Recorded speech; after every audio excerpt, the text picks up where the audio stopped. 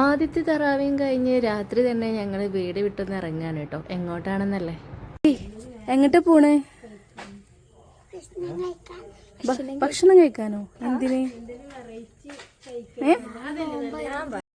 ഭക്ഷണം കഴിക്കാൻ പോവുകയാണെന്ന് മാത്രമേ ആൾക്കറിയുള്ളൂ കേട്ടോ. എന്തിനാ ഏതായെന്നൊന്നും അവൾക്കറിയില്ല. എന്നാൽ ഞാൻ പറഞ്ഞുതരാം. നാളെ നോമ്പ് തുടങ്ങുകയാണ്. അപ്പം അതിന് മുന്നേ ഉള്ള അവസാന രാത്രിയാണ് കേട്ടോ. അപ്പം നമ്മളൊന്ന് കലാശക്കൊട്ടാവാന്ന് വിചാരിച്ചു. എന്താ ആണുങ്ങൾക്ക് മാത്രമേ ഉള്ളൂ ഇതൊക്കെ പറ്റുക? നമുക്ക് പെണ്ണുങ്ങൾക്കും പറ്റില്ലേ? അപ്പം ഞങ്ങളെല്ലാവരും മൂന്ന് മരക്കളും ഉമ്മയും ഉപ്പയും മക്കളും എല്ലാവരും കൂടെ മഞ്ചേരി ഞങ്ങളുടെ നാട്ടിലുള്ള കയാലത്ത് റെസ്റ്റോറൻറ്റിലേക്കാണ് കേട്ടോ വന്നിട്ടുള്ളത്.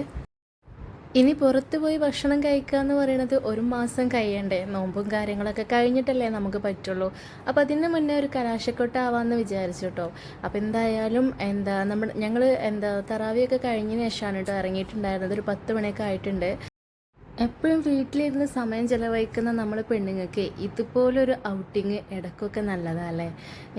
മാസത്തിലൊരിക്കലെങ്കിലും ഇതുപോലെ പുറത്തൊക്കെ പോയി എല്ലാവരും കൂടെ ഒന്ന് ഭക്ഷണമൊക്കെ കഴിച്ച് ചില്ലാവാൻ എല്ലാവരും ആഗ്രഹിക്കില്ലേ?